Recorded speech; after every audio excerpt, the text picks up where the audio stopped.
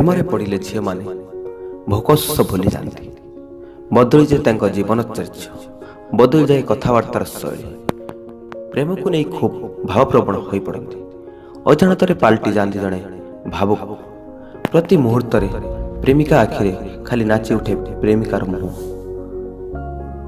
ଆସନ୍ତୁ ଜାଣିବା ପ୍ରେମରେ ପଡ଼ିଲା ପରେ ଝିଅଙ୍କ ବ୍ୟବହାର କେଉଁ କେଉଁ ପରିବର୍ତ୍ତନ ଆସିଥାଏ।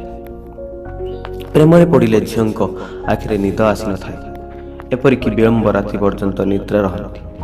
ରାତି ରାତି ଫୋନ୍ରେ କଥା ହେଇଥାନ୍ତି। କେତେବେଳେ ରାତି ପାଇ ସକାଳ ହେଇଯାଏ ତାଙ୍କୁ ଜଣାପଡ଼େ ନାହିଁ। ପ୍ରେମରେ ପଡ଼ିଲେ ଝିଅମାନେ ଅଧିକ ସଜେଇ ହେବାକୁ ଭଲ ପାଆନ୍ତି। ସେମାନେ ଚାହାନ୍ତି ତାଙ୍କ ପ୍ରେମିକ ଆଗରେ ପରିଟିଏ ପରି ଦେଖାଯାଆନ୍ତୁ।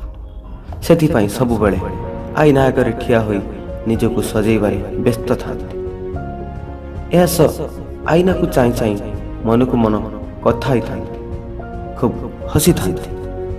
ତେବେ ଆଜିର ଯୁଗରେ ବିନା ମୋବାଇଲରେ ପ୍ରେମ ଯେମିତି ଅସମ୍ଭବ ହୋଇପଡ଼ିଛି। ଘଣ୍ଟା ଘଣ୍ଟା ଚାଟିଂ, ମେସେଜ ଦିଆନିଆରେ ଭୋକଶୋଷ ମରିଯାଏ। ଥରୁଟିଏ ପ୍ରେମରେ ପଡ଼ିଲେ ପ୍ରେମିକା ଚାଲିଯାଏ ଭିନ୍ନ ଏକ ଦୁନିଆକୁ। ଯେଉଁ ଜୀବନର ବେଗ ବଢ଼ିଯାଏ ଆବେଗ ସହ।